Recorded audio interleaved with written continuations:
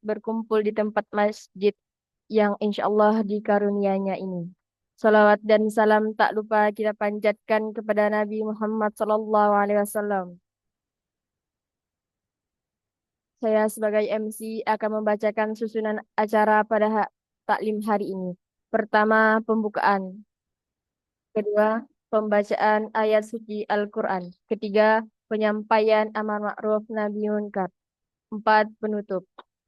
Memasuki acara yang pertama, pembukaan yang akan dibuka oleh saya sendiri. Doa tabur.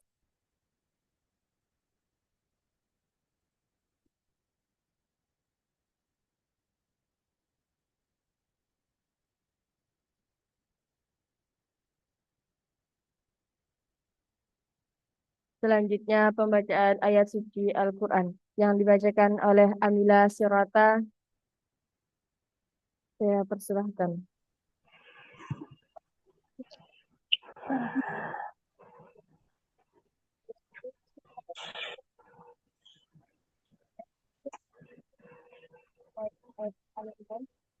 Surah Surah Al-Baqarah, Surah Al-Imran ayat 155.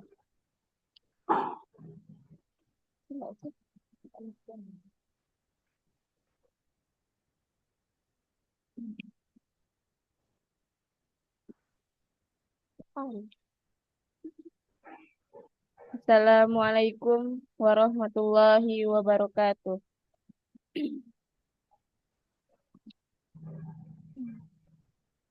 A'udzu billahi minasyaitonir rajim. Bismillahirrahmanirrahim. Innal ladzina tawallaw minkum yawmal taqal jam'ani innamastazallahumush syaitan. Innama stazallahumush syaitanu biba'di ma kasabu walaqad afallahu anhum innallaha ghafurun halim. Artinya, sesungguhnya orang-orang yang berpaling di antara kamu ketika terjadi pertempuran antara dua pasukan itu. Sesungguhnya mereka digelincirkan oleh setan, disebabkan sebagai kesalahan dosa yang telah mereka perbuat pada masa lampau. Tetapi Allah benar-benar telah memaafkan mereka. Sungguh Allah Maha Pengampun, Maha Penyantun. Sadaqallahul azim. Wassalamualaikum warahmatullahi wabarakatuh. Selanjutnya penyampaian amar ma'ruf nahi munkar yang disampaikan oleh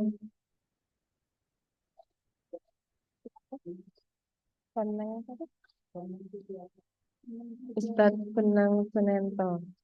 Sudianto. Waktu dan tempat kami persilahkan.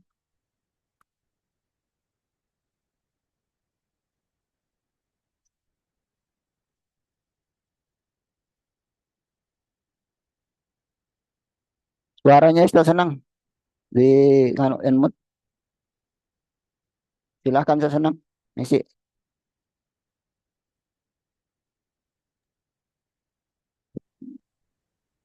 Terlihat nggak tampilan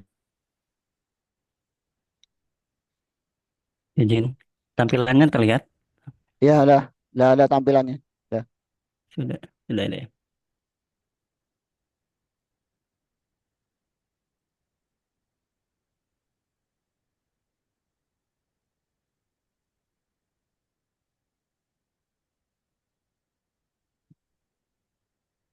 Bismillahirrahmanirrahim.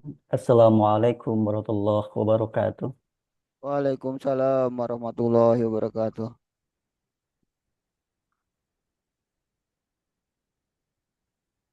Alhamdulillahilladzi hadana lihadza wa ma kunna linahtadiya laula an hadanallah.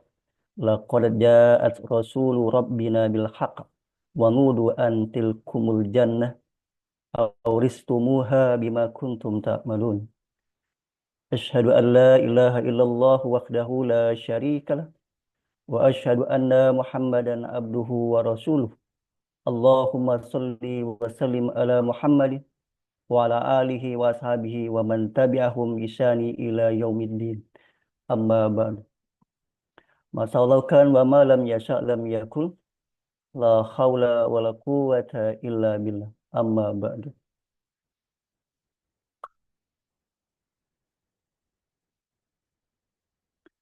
Alhamdulillah, syukur milik Allah semata. Dengan rahmatnya kita bisa hadir, bisa bermuajah walaupun melalui online. Ini merupakan rasa syukur kita kepada Allah. Alhamdulillah, di tengah-tengah kesibukan kita, Allah hadirkan sebuah kenikmatan, yaitu kita bisa dalam rangka ta'alum. Semoga ini menjadi tambahan ilmu buat kita semua. Dan ini menjadi sebuah amal kebaikan dan amal soleh buat kita. Baik, kami lihat di sini ada para rois, kemudian para ibu-ibu dan muslimat. Semoga ini dalam rangka dimuliakan oleh Allah Subhanahu wa Ta'ala.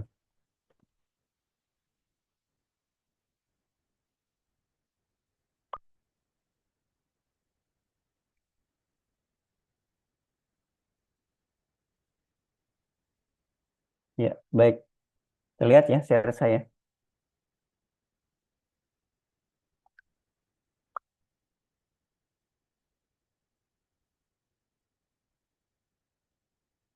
Dalam kesempatan ini, saya akan menyampaikan sesuai dengan materi tentang kesehatan tuh rohani dan jasmani. Tapi alhamdulillah ini nanti ada kaitannya, yaitu meniti jalan keberkahan supaya tujuannya adalah agar kita bisa mengungkap rasa istiqomah dalam ketaatan. Bagaimana sih kita istiqomah dalam ketaatan? Nah, tentunya nanti tidak mungkin orang itu bisa istiqomah kalau dia sendiri tidak sehat, baik secara jasmani maupun rohani. Jasmaninya sehat, tapi batinnya kurang sehat. Nah, kita akan melihat di sini. Ya, baik. Izinkan saya menyampaikan materi ini ya. Bismillahirrahmanirrahim. Terlihat di sini peta ini? Terlihat nggak? Saya izin dulu nih yang di Tupa Singkawang, yang di Riasa. Terlihat semuanya? Izin coba suaranya dulu, biar nyambung nanti. Terlihat? Dengaran Ustadz. Terlihat ya? Baik. Kita lihat di sini. Nanti saya akan jelaskan. Inilah peta manusia. Kita akan bicara tentang manusia secara sehatnya dulu. Manusia itu ada dua. Kita bagi ya. Nanti konsepnya sebagai unsur langit dan unsur bumi. Kalau langit di sini, nanti kita akan bicara tentang ruh. Kemudian nafs dan jiwa. Kemudian nanti ke sini, ke sebelah sisi yang sebelah kanan, itu kita lihat ada unsur bumi. Itu jasad. Ketika bicara jasad, nanti dibagi oleh dua. Pertama bicaranya organ dalam, yang kedua organ gerak. Organ dalam itu nanti kuncinya adalah sehatnya itu di lambung. Sebagaimana kata Rasulullah, lambung itu rumahnya penyakit. Orang kalau mau lihat sehat, maka lihat lambungnya. Di dalam kajian holistik integratif, maka lambung itu akan dilihat 4 hal nanti dia. Lembabnya, stagnasi, panas, dan defisiensi. Kemudian, ini organ dalamnya. Kemudian ada organ gerak. Organ gerak itu tentunya yang kita lihat nanti di tulang belakang. Orang bisa sehat, maka lihat tulang belakangnya juga. Tulang belakang itu akan menentukan sehat dan tidaknya. Karena di sini hubungannya dengan lancar dan tidak lancarnya sirkulasi getah bening. Oke, baik. Untuk poin ini, yang organ dalam dan gerak itu nanti pertemuan setelah inilah, gitu. Mudah-mudahan ada pertemuan yang lebih spesifik. Saya akan membahas yang tentang organ, bukan organ, manusia secara ruhnya. Para akhwat, para muslimat, dan para rois, rahimakumullah, kita pahami bahwa kalau manusia, unsur kita ada dua kan tadi, bahwa unsur ruh itu tentunya datangnya dari unsur langit, dari Allah. Kemudian ketika kita dijanin, pertemuan itu kan dijanin usia 4 bulan ya. Kemudian dalam usia 4 bulan itu, pertemuan antara jasad itu kan jasad tuh, yaitu maka ruh itu sifatnya bersih, suci. Kemudian bertemulah dia dengan unsur yang namanya jasad, unsur bumi. Maka manusia itu disebut nafs, nafs, ya, unsurnya nafs di sini. Ketika bicara unsur nafs, maka kita akan berbicara sini penjagaannya nanti adalah pemeliharaannya nanti di sini, yaitu di sini di hati. Jangan gambarkan hati yang sebagaimana digambar ini. Nanti ada disebut juga jantung spiritual. Maka kalau bicara nafs, maka dalam Al-Quran juga Allah sebutkan. Tentunya Allah sudah menggambarkan bagaimana sih orang ingin sehat. Tentunya kata Allah, fa'ambaha fujuraha wa taqwa. Allah ilhamkan kepada kita dua jalan. Yang pertama jalan apa? Jalan fujur dan takwa. Kalau orangnya sehat, nih batinnya sehat, nafsnya sehat, maka yang dipilih adalah jalan takwa. Kalau dia milih jalan takwa, maka apa yang Allah sampaikan lagi di ayat depannya? Qad aflaha man tazakka. Maka beruntunglah orang-orang yang berusaha memaksimalkan semua potensinya untuk membersihkan hatinya dari semua penyakit hati, dari kotoran-kotorannya. Kalau hati ini bersih dan sehat, maka semuanya lancar. Nah, semua sirkulasinya baik. Maka penyakit-penyakit yang berhubungan dari tipe ini juga nanti banyak nih. Gitu. Jadi tidak semua penyakit nanti dari salah makan, tidak juga. Penyakit-penyakit banyak hadir dari yang hal ini. Oke. Nanti saya akan lebih spesifik melihat bagaimana kita akan melihat eh, perjalanan hadirnya penyakit-penyakit yang saya bahas ini tadi. Tuh. Nah, tujuan kita adalah kan tadi tema saya sampaikan adalah kita bagaimana meniti jalan keberkahan, yaitu mengungkap agar kita bisa istiqomah di ketaatan. Kenapa kita tidak taat? Kenapa kita selalu membolak-balikan ketaatan itu dengan banyak hal, dengan logika kita, padahal kita paham tentang taat itu tidak bisa dilogikakan gitu. Namun kenapa kerap kali ketaatan kita keganggu? Nah, nanti kita cek di sini kita. Oke, baik, kita akan lihat di sini. Oke.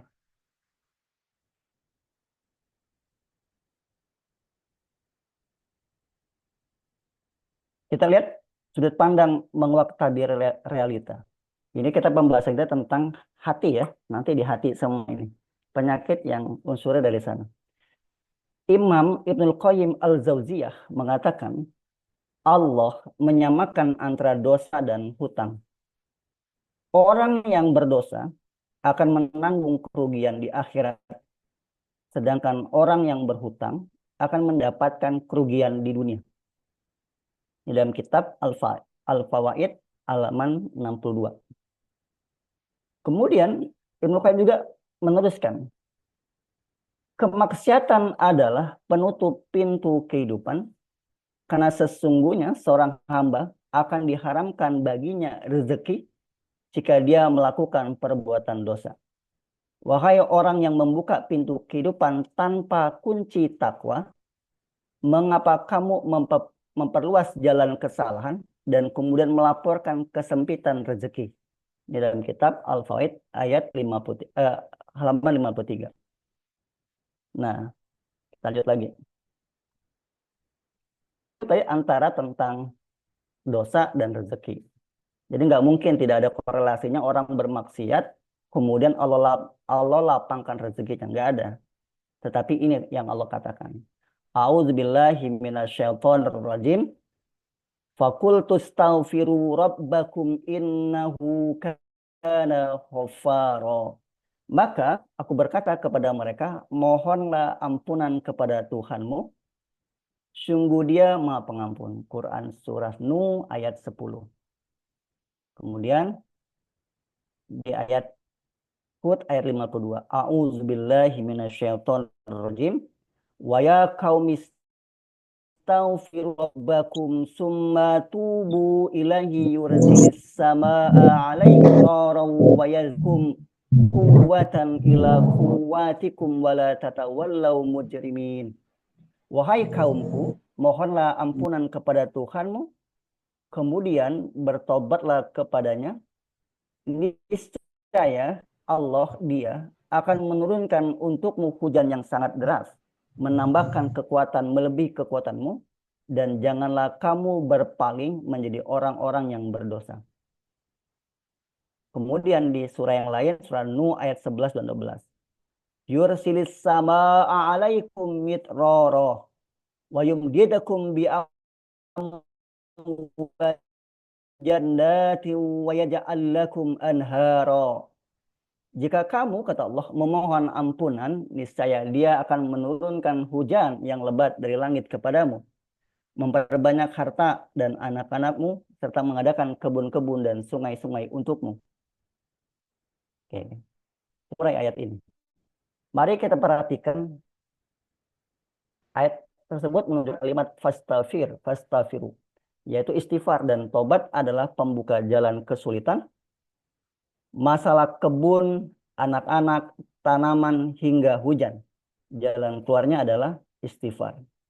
Dengan kata lain, penyebab masalah tersebut adalah dosa dan kesalahan. Sehingga diperlukan taubat sebagai jalan keluarnya.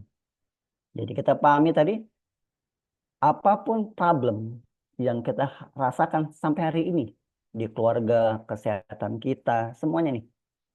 Termasuklah rezeki kita, kesehatan kita, anak, istri, dan sebagainya. Semuanya kata Allah, jalan keluarnya adalah istighfar, taubat. Nah, kita cek lagi. Kita perhatikan cara Al-Quran mendudukkan sebuah masalah. Kita lihat pertama, yang adalah terkait tentang tanaman rusak. Tanaman rusak bukan sekedar karena diserang hama, tetapi karena kita yang sedang bermasalah dengan zat yang menciptakan tanaman tersebut. Yang kedua, tentang ayat yang hujan. Hujan tidak turun bukan semata-mata karena iklim yang tidak bersahabat, tetapi karena kita tidak mengindahkan zat yang mengatur iklim. Yang ketiga, tentang harta yang berkurang. Hingga harta yang berkurang sekalipun juga bukan karena tidak piawainya kita dalam bisnis atau manajemen sekalipun, tetapi karena kita menjauh dari zat yang memberi rezeki. Kita lanjut. Kita lihat tadi yang dibacakan oleh Qori. Nah, kita baru masuk ayat ke ini yang dibacakan oleh Qori tadi. Saya menyebutnya ayat ini korelasi dengan konsep lalat dan sampah. A'udzubillahi minasyaitonirrajim. Innal ladzina tawallaw minkum yaumal taqal jam'ani innama stazallahumuz syaiton bi ba'di ma kasabu wa laqad afallahu anhum innallaha ghafurun halim. Quran surah Al-Imran 5. Sesungguhnya orang-orang yang berpaling di antara kamu pada hari ketika dua pasukan bertemu, sesungguhnya mereka hanyalah digelincirkan oleh syaitan disebabkan sebagian kesalahan, yaitu dosa yang telah mereka perbuat pada masa lampau atau pada masa lalu. Allah benar-benar telah memaafkan mereka. Sesungguhnya Allah Maha Pengampun lagi Maha Penyantun. Ayat yang mulia ini di atas mengisyaratkan sebuah informasi yang sangat penting dalam konteks memahami tentang gangguan setan, tentang kesehatan kita, dan sebagainya. Kisah yang direkam dalam ayat di atas adalah kisah Perang Uhud. Pada sesi awal Perang Uhud, Nabi SAW dan para sahabat mampu membuat pasukan Quraisy berantakan. Hingga ghanimah, yaitu harta rampasan perang pun dapat dirampas. Sebagian pasukan kaum muslimin yang diperintahkan oleh Nabi SAW untuk berjaga di atas Bukit Uhud turun dan meninggalkan pos jaga mereka hingga terjadi peristiwa yang memilukan. Sebagian sahabat yang sudah tua syahid dan Nabi SAW pun yang mulia pun juga terluka. Mengapa mereka meninggalkan pos jaga yang diamanahkan? Menurut penjelasan ayat di atas, mereka telah digelincirkan oleh syaitan. Mengapa mereka bisa digelincirkan oleh syaitan? Itulah pertanyaannya kan. Sama seperti kita, kenapa kita nggak taat gitu kan? Kenapa kita masih dengan Allah tidak taat, dengan ulir amri kita tidak taat? Maka disebabkan oleh sebagian kesalahan dosa kita sehingga syaitan menggelincirkannya. Kenapa sebabnya kita digelincirkan? Ada dosa-dosa kita pada masa lalu. Dosa-dosa ini yang kemudian pada masa lalu yang tersimpan sejak kita baligh sampai hari ini yang belum pernah kita taubatin, maka itu akan menyebabkan syaitan itu menikmati celah kelemahan kita. Hingga tidak heran kenapa kita bisa tidak taat. Kenapa kita dengan Allah tidak begitu sensitif dengan Allah. Bisa jadi dosa pada masa lalu kita belum terselesaikan. Termasuk juga kenapa? Mungkin kita mengklaim, oh ya saya ini orangnya bawaannya suka emosional, suka marah.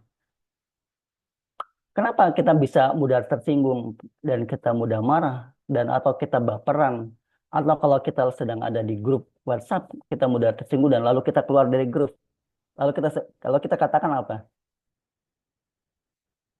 Itu semua disebabkan ada hal-hal di belakang di masa lalu kita yang menjadikan itu perilaku kita. Nah, ini saya sebut tadi tidak sehatnya hati kita yang disebabkan oleh dosa-dosa kita pada masa lalu, maka akan berdampak sampai hari ini. Oke. Oleh karena itu, dalam konteks saya tidak mengatakan konteks gangguan syaitan dan sebagainya, orang yang oh ini orang gangguan jin nih sebagainya.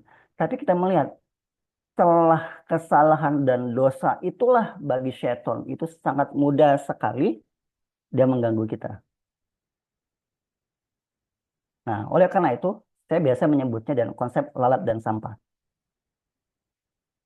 Seandainya kita ini orangnya sedang, kenapa kita berat sekali, misalnya mau sholat gitu. Kita untuk mengerjakan sholat 5 waktu, rasa sensitifnya itu kurang.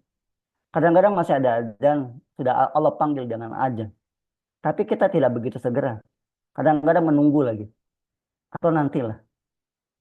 Nah, seharusnya rasa sensitif itu hadir kalau fitrahnya bersih hati kita.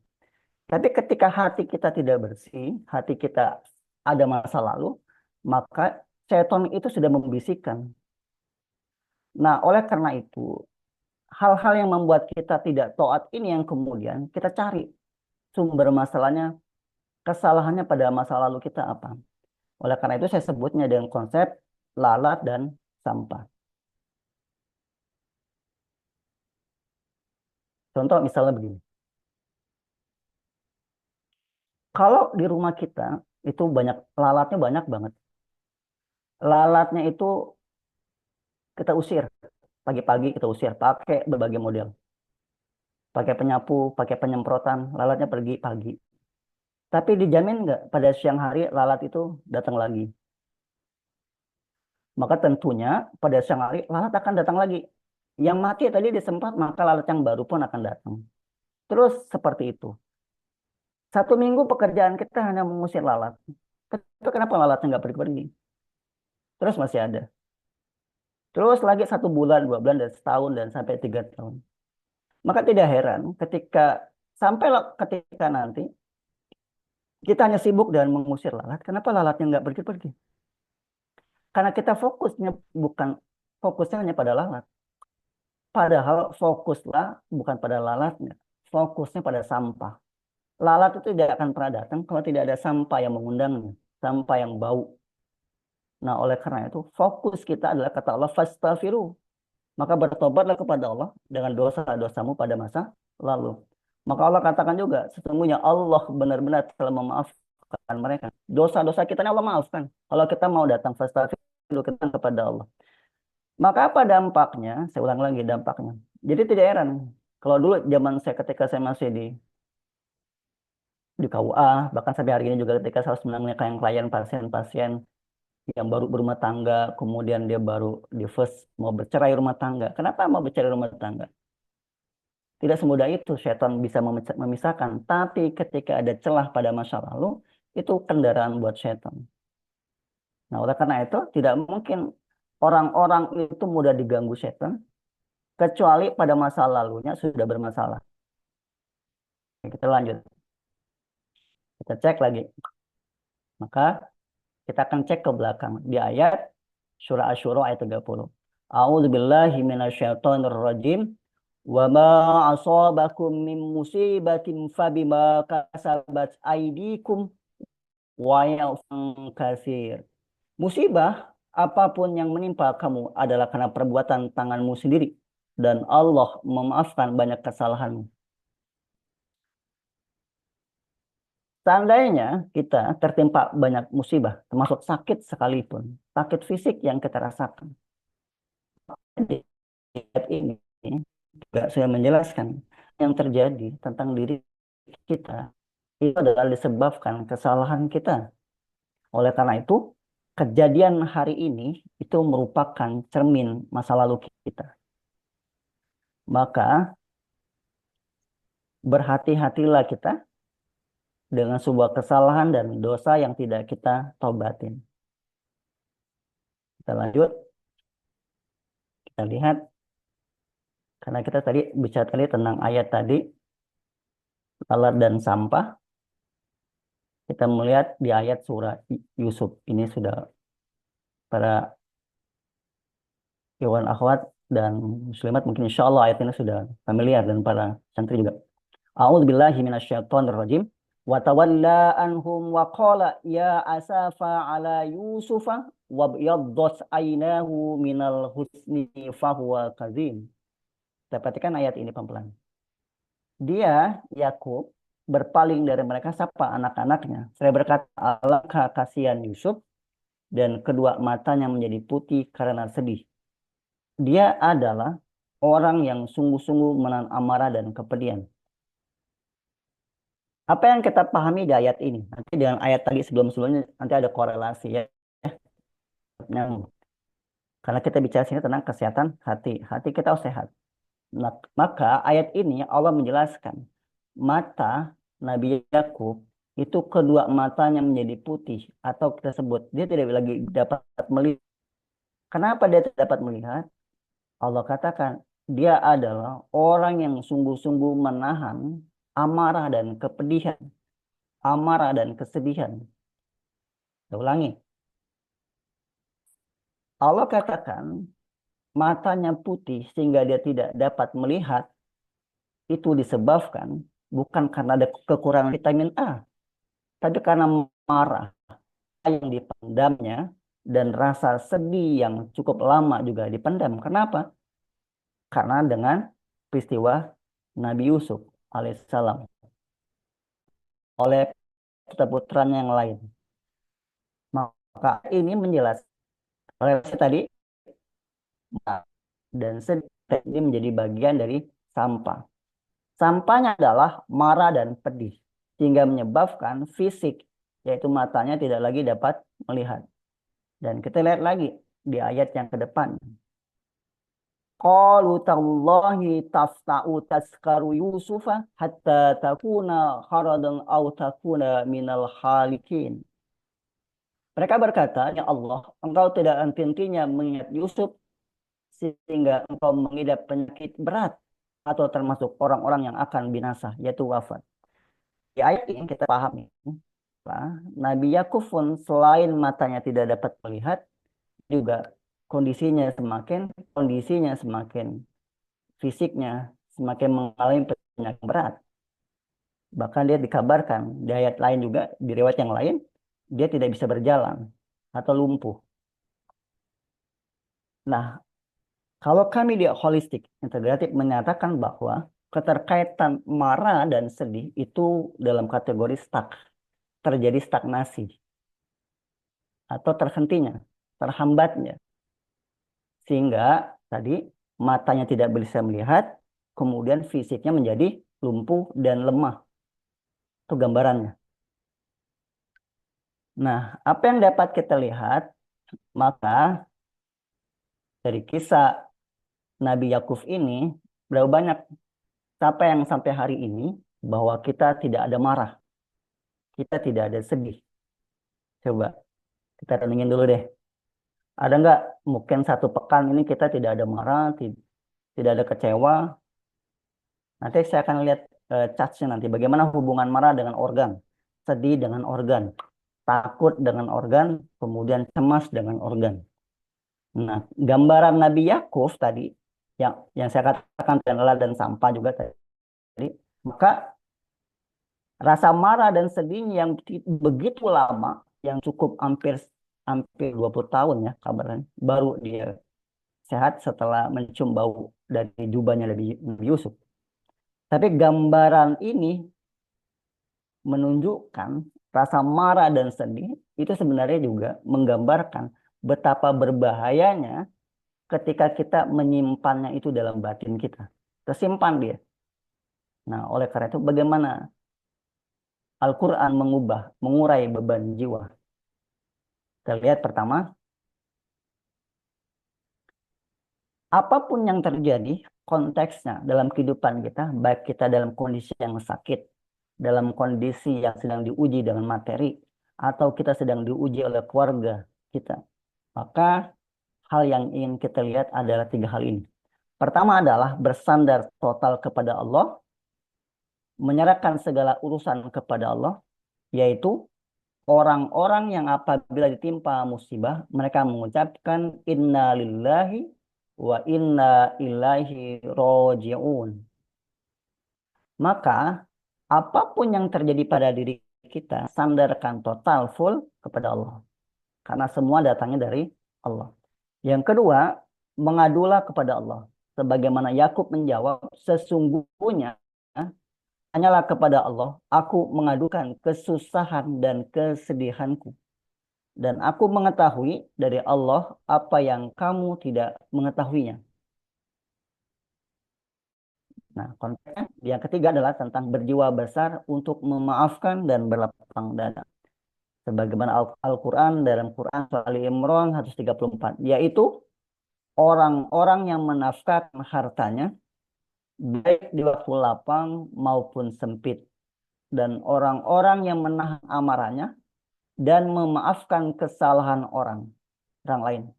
Allah menyukai orang-orang yang berbuat kebajikan. Nah, tentang konsep memaafkan ini Masya Allah banget, dahsyat. Jadi ketika kita merasakan bagaimana kita ingin melapangkan dada kita, yang pertama tadi konteksnya, yaitu bersedekah untuk lapang dan sempit. Kedua, jangan marah. Jangan marah kata Allah. Yang ketiga, memaafkan. Yang keempat, balaslah keburukan dengan kebaikan. Nah, itu.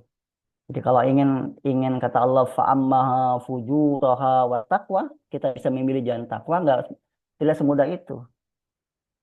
Kalau kita di batin kita belum bisa untuk memaafkan, kita masih belum bisa move on dengan masa lalu kita, maka yang terjadi adalah kerap sekali jalan fujur yang kita pilih. Maka untuk qad fahaman tazakka, agar kita bisa bersungguh-sungguh untuk membersihkan hati dan jiwa kita, itu begitu berat dan sulit. Karena di level untuk memaafkan, satu kita tidak marah, kita kedua memaafkan. Yang lebih berat lagi itu membalas keburukan orang zolimi kita, tetapi kita bisa membalasnya kebaikan kepada mereka. Nah, selanjutnya lagi yang saya katakan tadi, kita lihat di sini di chat sini. Kita akan bisa tentang emosi negatif, tentang ayat tadi, Ali Imran 155 tadi. Korelasinya nanti ke sini. Kita lihat tontonnya. Kita lihat di sini. Kita bicara tentang apa yang kita rasakan sampai hari ini. Gitu. Marah dalam konteks holistik dan tif nabawi, nanti kita akan melihatnya. Marah itu, ikhwan, bapak, ibu, dan muslimat, Kalau marah, marahnya itu disimpan di organnya itu organ liver. Maka kalau livernya panas, wajahnya terlihat merah. Itu nanti gitu gambarannya ya. Dan marah itu juga, itu kalau jantung, Hertz, ini panglimanya. Dia menyimpan semuanya, marah, duka, sedih, kecewa, khawatir, takut. Namun nanti ada lagi organ yang lain. Kalau jantung, ini dia mengawal semuanya. Rasa dikawal oleh jantung. Kedua, ada duka. Duka dan sedih. Nah, duka dan sedih ini organnya paru-paru. Jadi kalau nonton film yang sedih-sedih, nangis gitu. Tuh. Kemudian keterkaitan dengan duka dan sedih di paru-paru ini nanti hubungannya juga keterkaitan dengan rasa. Sehingga rasa duka dan sedih yang terus kita pendam di situ, ini menyebabkan kita ini orangnya nanti sensitif banget. Gitu. Perasa ada jadinya. Sehingga nanti kalau lebih jauh lagi kita bicara tentang ke kajian tip Nabi di Ibnu Qayyim, maka rasa duka dan sedih ini, makanya kalau duka dan sedih ketemu marah, ini kalau di kajian tip Nabawi nanti, ini ketemu jadi cancer. Makanya marah, duka, dan sedih, kalau dia bertemu nih berdua ini menyebab terjadi stagnasi. Stagnasi atau saya sebut tadi itu terjadi sumbatan-sumbatan, maka ini muncullah penyakit cancer. Ini saya terlepas dulu, saya tidak membahas kajian yang lain. Tapi kajian saya adalah, saya membahas ayat, kemudian kajian saya tip Nabawi. Nah, kemudian ini di paru-paru nih, duka dan sedih. Kemudian kecewa. Ini kecewa ini di jantung. Gimana rasanya kalau kita lagi dikecewain? Jantung kita rasanya seperti apa? Nyesek nggak rasanya? Ini kecewa. Rumahnya di jantung. Rasa khawatir itu di limpa dan lambung. Nanti pasangannya gitu ya. Limpa, lambung tuh pasangannya. Dan jantung. Nah, limpa itu dan lambung. Coba bayangkan kalau kita lagi khawatir, lagi ketakutan, lagi cemas. Apa rasanya? Tangan kita basah nggak? Atau Bapak Ibu yang pernah merasakan ketika naik pesawat, tiba-tiba turbulensi. Gimana rasa perutnya? Apa yang kita rasakan? Kecemasan itu. Rasa semuanya hilang semua rasa. Nah, itu disebut saya katakan rasa khawatir atau kecemasan nanti di sini. Maka nanti gangguan syaitan hembusannya nanti ketika yuwas wisu fi sudurinas, dia itu akan menghembuskan rasa was-was dulu. Was-was itu mainnya di mana? Ini di organ ini, di lambung. Ada di sini yang suka sendawa. Kalau baca Quran sendawa ada. Nah, kalau sudah menguasai di lambung, maka nanti bisikannya nanti mohon maaf nanti ini di levelnya ketika sudah ada bisikan-bisikan seperti ini, bisikannya nanti was-was. Maka saya katakan tadi di awal, lambung itulah emas. Kata Rasulullah itu rumahnya penyakit. Nah, kalau lambung rasa khawatir cemas itu maka dia disimpannya di limpa dan lambung. Kalau marah ini tadi pasangannya kan kalau kami sebutnya ada pasang-pasang organ. Nah, kalau takut itu nanti di ginjal. Rasa takut itu di ginjal. Takut dengan apa aja, selain Allah. Itu akan berdampak dengan ginjal. Ketidakpedean dengan ginjal. Oke. Kalau kaget, itu jantung. Nah, ini kita menggambarkan, ternyata kalau kita menyimpan marah, duka, sedih, kecewa, khawatir, takut, dan seperti ini, sesungguhnya kita sedang zolim dengan diri kita sendiri. Kita sedang menyakiti diri kita sendiri. Maka ini sebenarnya kita juga berdosa besar. Sedang menyakiti organ-organ tubuh kita. Kenapa paru-paru kita bermasalah? Kenapa jantung kita bermasalah? Kenapa liver kita bermasalah? Karena kita sedang senang-senangnya menyimpan emosional negatif pada diri kita. Nah, Maka yang saya katakan tadi di Quran surah Al-Imran tadi, maka celah inilah yang kemudian kalau kita lagi dongkol, dendam, kesel, tidak mau memaafkan, maka celah ini yang kemudian dimanfaatkan oleh syaiton. Syaiton itu kemudian nongkrong nggak nih? Nongkrong dia di tubuh kita. Maka kata Rasulullah, maka syaiton akan hadir di tubuhmu di aliran pembuluh darah. Tuh. Nah, ketika syaitan hadir di jiwa kita, kenapa kita undang dia dengan marah, kita duka, kita kecewa, kita rasa takut kita diundang oleh kita. Jadi kalau nanti lihat orang ada kesurupan, belum tentu kesurupannya itu murni karena setan iseng. Itu bisa jadi kesurupannya itu adalah karena dia punya masa lalu. Ini masa lalu kaitannya dan kayak gini nih, yang disimpan.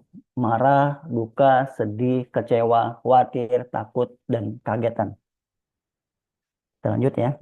Kita lihat, kita lihat di sini lagi. Apa hubungannya emosi negatif dan sakit fisik? Contoh, pada diri sendiri ini. Kita lihat peristiwa masa lalu. Contoh peristiwa masa lalunya apa? Ada peristiwa trauma. Anggaplah yang santri misalnya. Peristiwa traumanya apa? Mungkin pernah dibully atau pernah disakiti oleh temannya. Oleh siapa aja. Atau kita yang bertetangga mungkin. Atau yang istri sedang dizolimin. Atau dikerasin oleh suaminya dan sebagainya nih. Sebaliknya. Atau anak juga oleh orang tuanya. Jadi ada trauma. Hadirnya trauma. Nah, kemudian syaitan itu hadir jika salah bersikap. Kalau kita punya trauma, kemudian coba bayangin kalau orang banyak punya masa lalu, trauma, keselnya, lalu dia menyampaikannya di mana? Di media sosial, jadi status dan sebagainya. Maka kalau kita salah menyikapi emosional kita, atau tadi emosi negatif, maka syaitan itu hadir kalau kita salah menyikapi. Tapi kalau kita punya masa lalu dan kita taubati cepat, maka selesai. Tetapi ketika kita punya masa lalu kita ini banyak bermasalah, maka syaitan memanfaatkan ruang itu, maka itu kemudian menjadi dendam. Nah, dendam nanti ini banyak kaitannya dengan hasad nih, hasad dengki. Nggak senang benar melihat orang itu bahagia.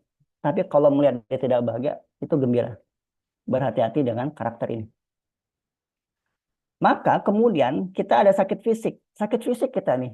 Badan lemas, sering ngedrop, ngantukan, nggak fokus, dan sebagainya. Gitu. Kalau diajak ngomong sering nggak nyambung. Kalau belajar susah benar menghafalnya. Tidak fokus. Suka ngantukan ketika jam belajar. Kalau taklim pun ngantukan, nggak fokus. Kadang-kadang sholat pun tidak khusyuk. Sakit fisiknya apa? Badan lemas, sering ngedrop, dan sebagainya. Sering pusing, sering vertigo, dan lainnya. Maka kita lihat, cek ke belakang kita, ada apa masalah tadi? Maka kaitannya dengan organ. Emosi negatif, dendam, berarti liver kita. Masa lalunya apa? Oh ya, kita pernah dibully masa lalu. Oh, kita pernah disakitin. Kita pernah dizolimin. Kalau salah menyikapi, maka syaitan hadir dan syaitan semakin memanfaatkan peluang itu untuk memperbesar kesalahan kita ke depannya. Ya, saya lanjut. Ini yang pertama, emosi negatif dan sakit fisik. Kita lihat bagaimana korelasinya tadi. Ini Al-Quran, surah Az-Zukhruf ayat 36. Allah katakan gini. Barang siapa yang berpaling dari pengajaran Tuhan yang Maha Pemurah, yaitu Al-Quran, kami adakan bagi yang menyesatkan. Maka syaitan itulah yang menjadi teman yang selalu menyertainya. Coba bayangkan, kalau kita berpaling dari pengajaran Allah, yaitu Al-Quran yang Maha Rahman, Maha Rahim, maka syaitan akan hadirkan. Ingat, Allah akan hadirkan syaitan buat kita. Menjadi teman yang selalu menyertai kita dimanapun kita berada. Kenapa Allah hadirkan? Karena tadi kita tidak bisa move on dari masa lalu kita. Kita tidak bisa melupakan dendam kita. Belum bisa untuk memaafkan. Masih diingat tuh kenang-kenangan masa lalu tuh yang jelek-jelek tuh. Masih diingat begitu kuatnya kita. Maka tafsir Al-Wajiz yaitu Syekh Prof. Dr. Wahba Al-Zuhaili dia menjelaskan barang siapa yang berpaling yaitu memalingkan diri dari pengajaran Tuhan yang Maha Pemurah dari Al-Quran, kami adakan Kami jadikan baginya syaiton, maka syaiton itulah yang menjadi teman yang selalu menyertainya, yakni tidak pernah berpisah darinya. Nah, padahal kita baca Quran nih, kita sholat lewat waktu baca Quran. Maka jangan heran, kenapa kok sholat saya nggak khusyuk ya? Kok saya tidur saya juga nggak tenang? Kok saya hubungan rumah tangga saya tidak harmonis, sering berantem dengan suami dan istri atau anak-anak saya juga sering sebaliknya. Renungi di ayat ini. Jangan-jangan hadirnya syaitan di tengah-tengah keluarga kita, di diri kita, itu karena kita sendiri yang menghadirkannya. Allah hadirkan. Kenapa? Karena ada masa lalu kita keterkaitan dengan kita meninggalkan berpaling dari perintah Allah, yaitu tentang Al-Quran yang Mar-Rahman, Mar-Rahim. Kita lanjut. Sekarang kita lihat hubungan emosi negatif dan perilaku. Tadi sakit fisik kan yang pertama, sekarang perilaku. Kita melihat di sini peristiwa masa lalu. Contoh, seorang anak nih ada peristiwa traumanya terhadap ayahnya, terhadap bapaknya. Maka salah bersikap, maka syaitan pun hadir, maka ada dendam dia dengan bapaknya. Kemudian apa yang terjadi? Realitanya pada hari ini, sifat buruk dan perilaku menyimpang. Contoh, kenapa anak ini menjadi suka laki-laki kok sama senang dengan laki-laki, perempuan kenapa suka dengan perempuan? Ngeceknya jangan melihat hari ininya, tapi yang melihatnya peristiwanya, maka akan berkorelasi dengan peristiwa di belakangnya. Oh ternyata, kenapa dia menjadi perilakunya menyimpang? Bisa jadi ada peristiwa-peristiwa di belakangnya ini. Ada traumatic event dengan orang tuanya. Kalau ada anak perempuan pernah mengalami kekerasan dengan orang tuanya, maka dia akan efeknya, maka perubahan perilaku, maka perilaku itu terjadi karena dia sudah membangunnya dengan karakter-karakter yang kaitannya dan ada hadirnya emosi negatif yang tidak diselesaikan. Ini yang terjadi. Maka kalau melihat ada orang-orang yang kenapa laki-laki suka-suka dengan laki-laki, perempuan dan perempuan. Nah, kita melihatnya tidak di ujungnya. Ini bisa jadi dia terjadi adalah karena ada peristiwa di belakang yang jauh nih di belakang. Karena dia salah bersikap, salah dia ini bersikap bagaimana seharusnya, tapi kemudian syaitan itu menghadirkan. Sehingga terjadi dia kemudian punya teman-teman, punya komunitas dia sendiri. Itu seperti itu. Maka kalau salah bersikap, maka syaitan itu selalu hadir. Ingat ya, kalau kita salah bersikap menyelesaikan sebuah permasalahan, maka syaitan itu hadir. Saya lanjut. Sekarang apa hubungannya emosi negatif dan gangguan syaitan atau gangguan jin? Sama tadi. Saya anggap tadi masih peristiwanya trauma dengan orang tuanya dan bapaknya. Kaitannya dengan dendam juga. Kita lihat, kenapa kita yang punya anak misalnya, dia bisa anak kita sebut indigo aktif. Dia bisa punya kemampuan untuk melihat. Lalu kita bilang, oh ya, ini anak saya ini punya kemampuan indera keenam dan sebagainya. Jangan salah, bisa jadi anak ini punya emosi negatif yang terpendam pada masa lalunya. Sehingga saya salah bersikap, maka syaitan akan mengaktifkan channel-channelnya. Apa itu? Yaitu indera, bukan inderanya. Maka syaitannya nongkrong di matanya. Manusia tidak akan bisa melihat syaitan. Kecuali syaitan bisa melihat syaitan. Apa dasarnya? Al-Quran surah Az-Zukhruf ayat 27. Maka yaitu syaitan melihat kamu di tempat-tempatnya. Gitu. Jadi nggak bisa syaitan, manusia melihat syaitan. Itu nggak bisa. Itu pasti di matanya ada gangguan. Nah, kita menyimpulkan bukan berarti dia, oh ya ini karena gangguan, dia ini punya ilmu dan sebagainya, ataulah turunan dan sebagainya. Nah, makanya kita melihat kalau tidak punya garis lurus yang berhubungan dengan garis mistisnya, maka bisa jadi ini punya peristiwa-peristiwa masa lalunya. Maka orang yang punya kemampuan indigo, indigo itu jangan ada di mata aja, juga bisa di telinga, bisa di kulit, di indera kita, bisa penciuman. Kalau kita masuk ke ruangan nih, ruangan yang agak menyeramkan gitu, tiba-tiba kita merasakan, oh kok sepertinya ada yang seperti ada terasa nih. Nah, sebenarnya kita juga punya masalah tuh. Atau kita kemudian telinga kita seperti kita mendengarkan bisikan sementara orang lain tidak mendengarkan. Nah, artinya kemampuan indigo kita itu hadirnya bisa jadi ada peristiwa-peristiwa di belakangnya, yaitu peristiwa emosi negatif yang kemudian kita salah bersikap. Nah, kita bicara indigo. Kapan indigo itu muncul? Itu hanya dua aja disebabin. Pertama, momentumnya, pertemuan dengan dunia supranatural, peristiwa supranatural, perilaku yang terjadi, misalnya ada amalan-amalan tertentu. Nah, yang salah tuh, salah amalan. Nah, tuh, yang kedua emosi negatif, peristiwa traumatik tadi. Itu aja.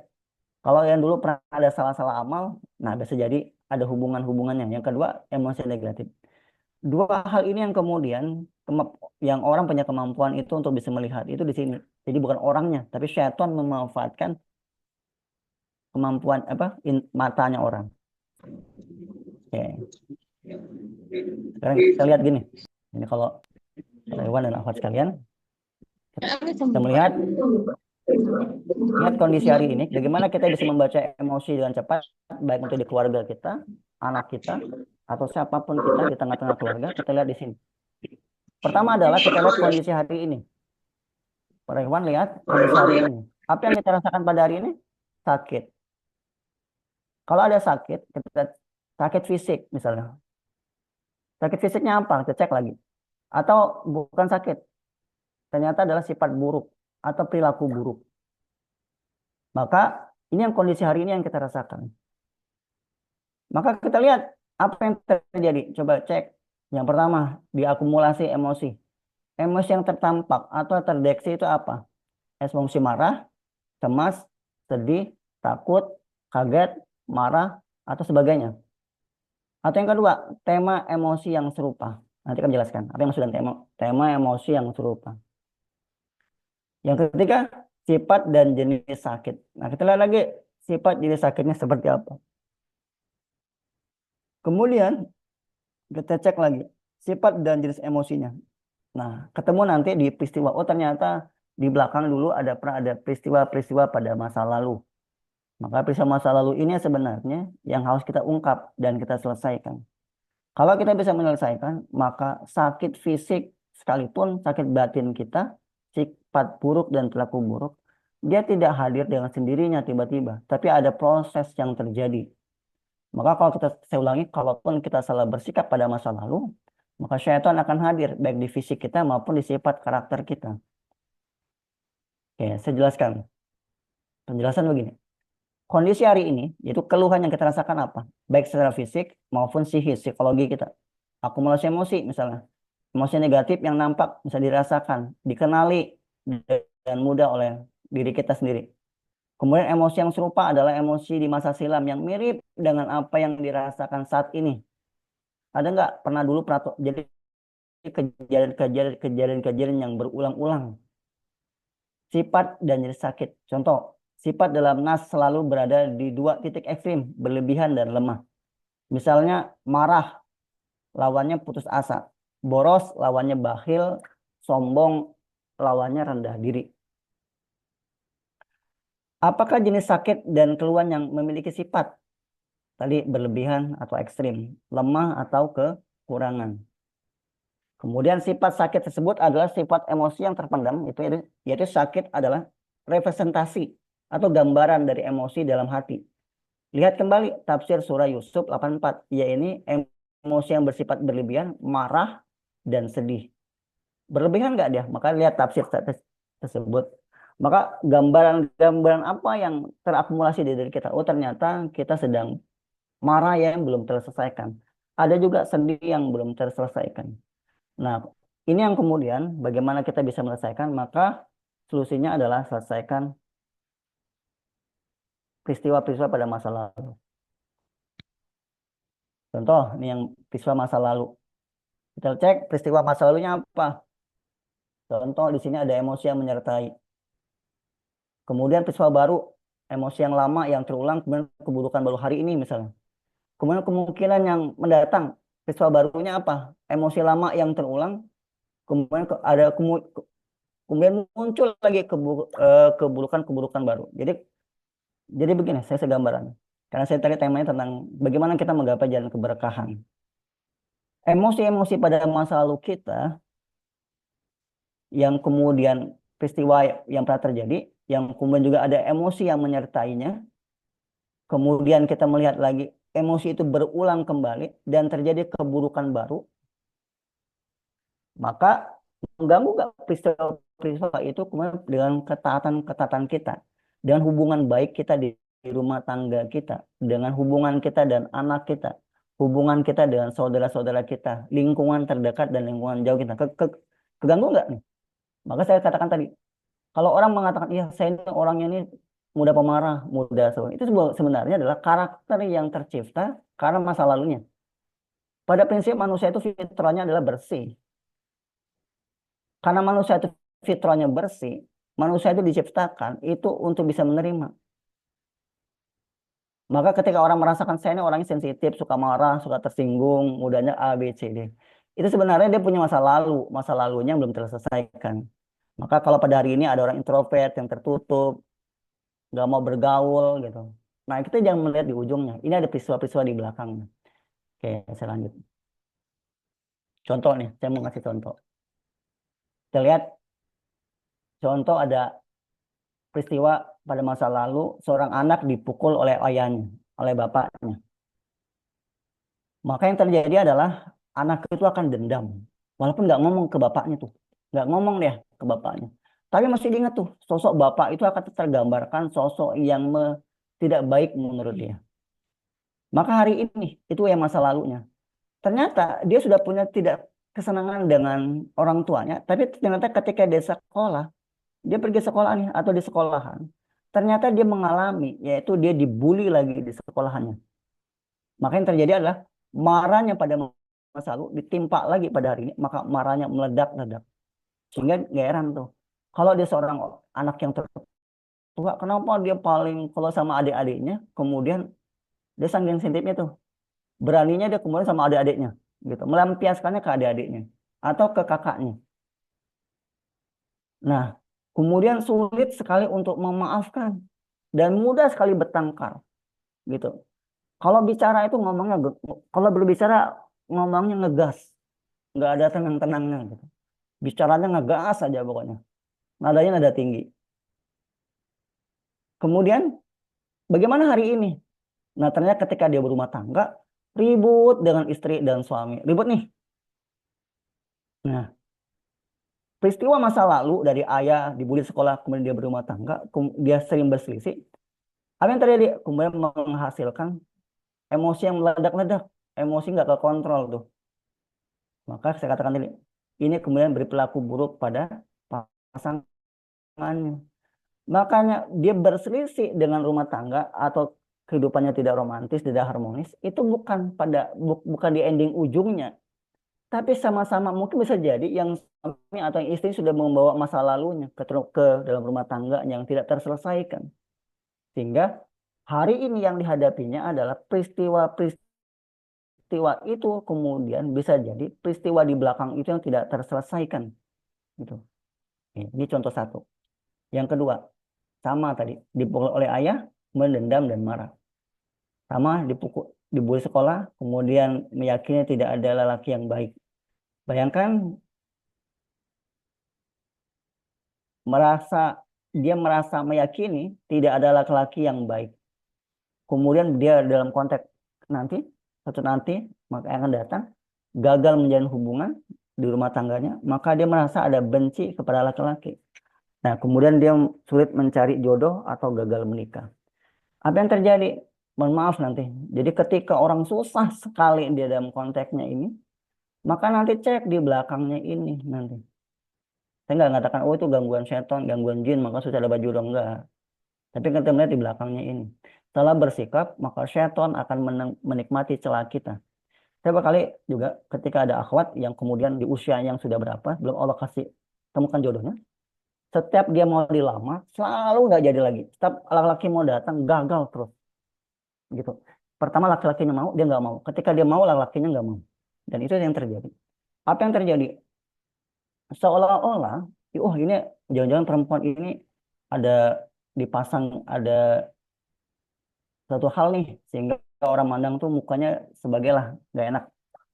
Nah, ternyata bukan itunya yang kita lihat. Ternyata adalah kenapa syaitan itu menikmati kelemahannya dia. Maka syaitan ketika dikasih ruang, maka syaitan itu akan memanfaatkan sebaik-baiknya. Coba bayangkan orang ketika sudah di usia-usia yang ya 30 ke atas, bahkan 40 belum bertemu, maka apa yang terjadi? Galau tidak? Rasa gundah, galau dan sebagainya. Maka yang terjadi, maka syaitan akan terus memanfaatkan rasa galaunya itu. Semakin dia tidak tenang, tidak meletakkan Allah, maka rasa ini kemudian hadir. Maka yang kemudian tadi, kenapa dia masih semakin sulit mencari jodoh? Bahkan dia gagal menikah. Nah, nanti di situ. Nanti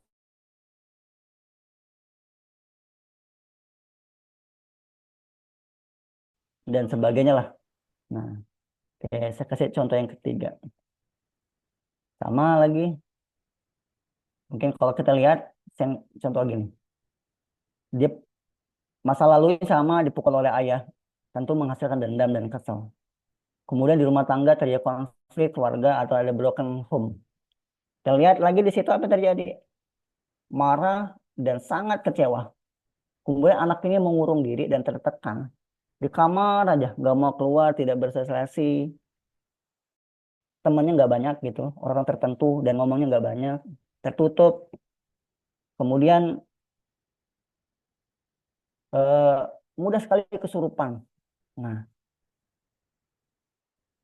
kalau mau lihat orang, oh seolah-olah melihat orang kesurupan atau kalau di sekolahan, di pesantren, di sebagai kesurupan, jangan kita melihat seolah-olah bahwa oh ini nih ada pondok pesantren atau sekolahnya angker. Enggak begitu. Maka saya katakan ini sedang membawa masalah pada masa lalu yang tidak terselesaikan dan kemudian akumulasinya maka syaitan itu berada di aliran pembuluh darah. Maka ketika ada aliran di pembuluh darah seperti itu maka akan terjadi adalah maka syaitan menjadikan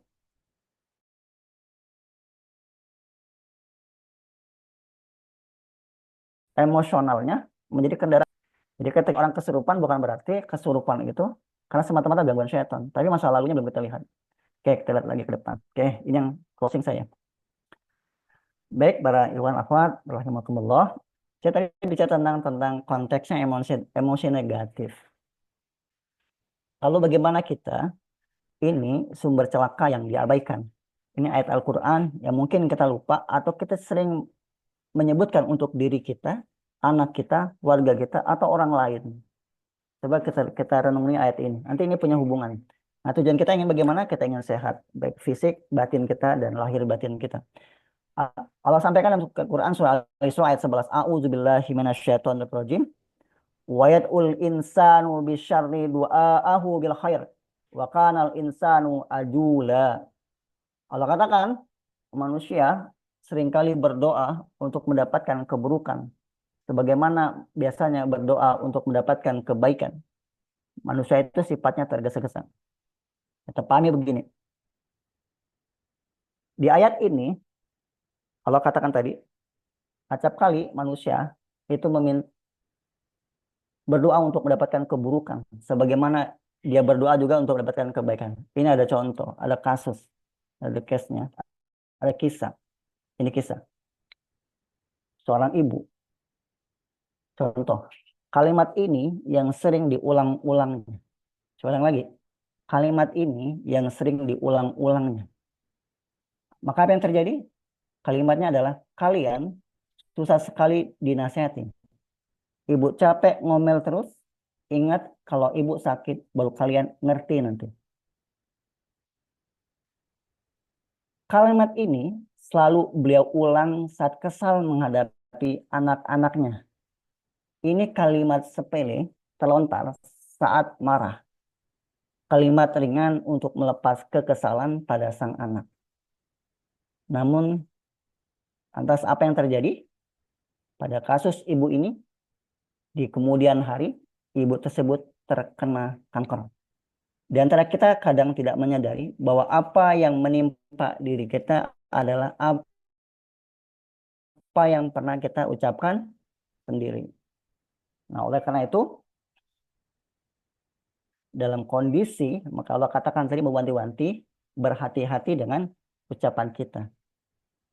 Maka jangan ketika emosional, bagaimana kalau kita sedang marah?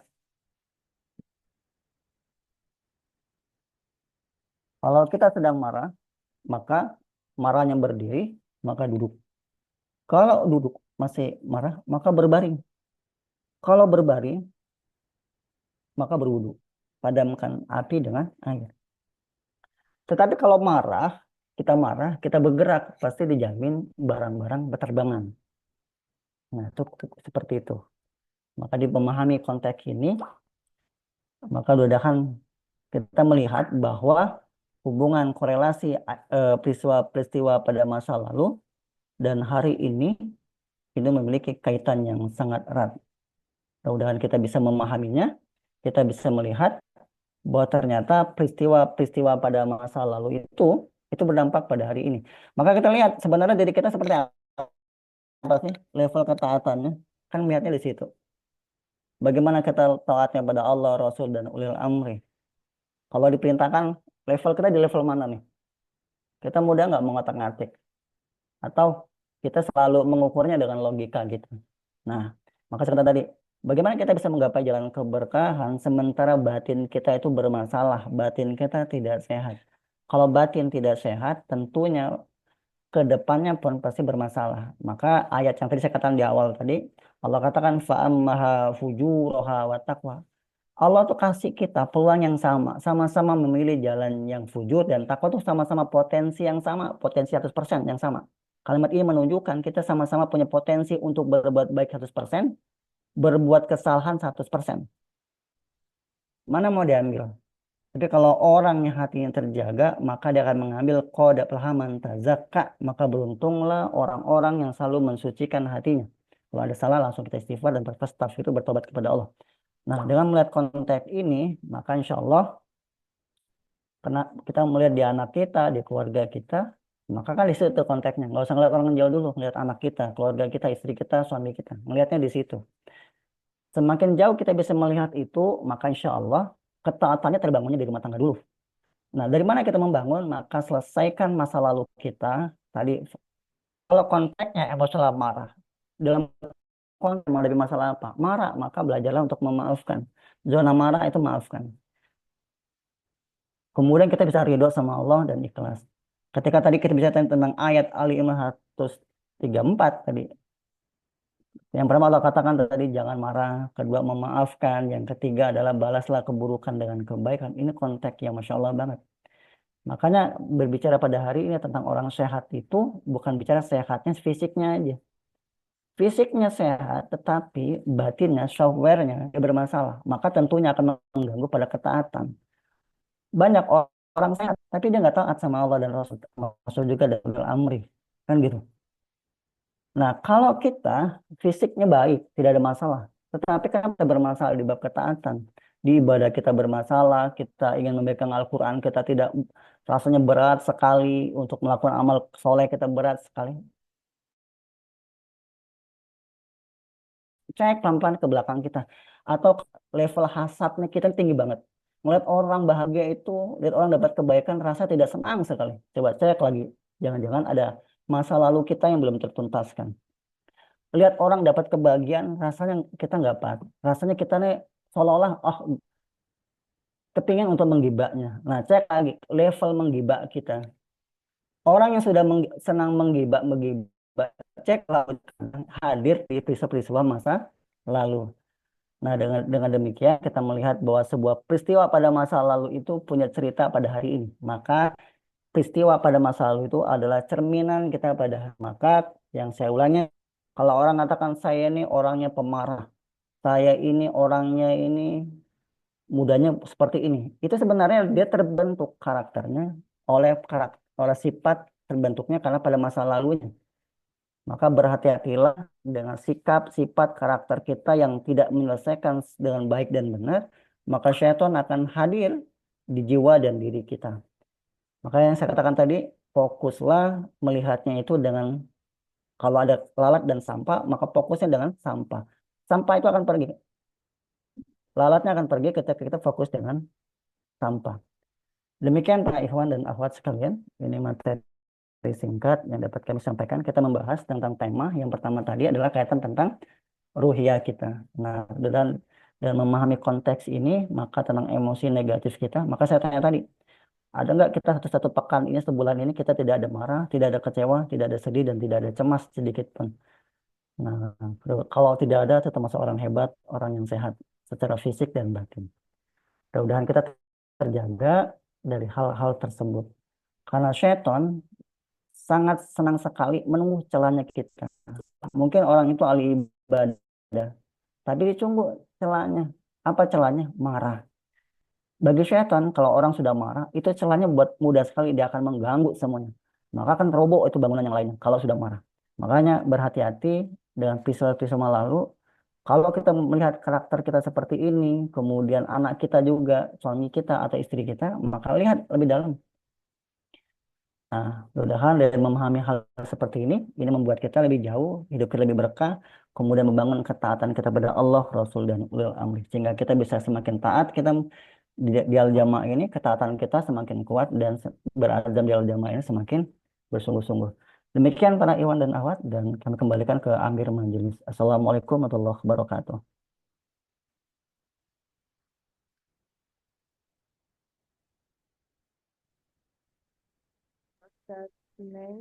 Selanjutnya acara takhir yaitu penutup.